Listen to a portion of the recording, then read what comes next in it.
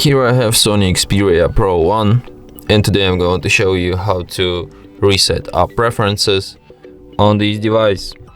So firstly you have to open settings, then go to the apps section,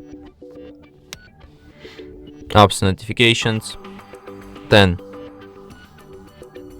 go to the see all apps, tap here and select reset app preferences and then confirm it.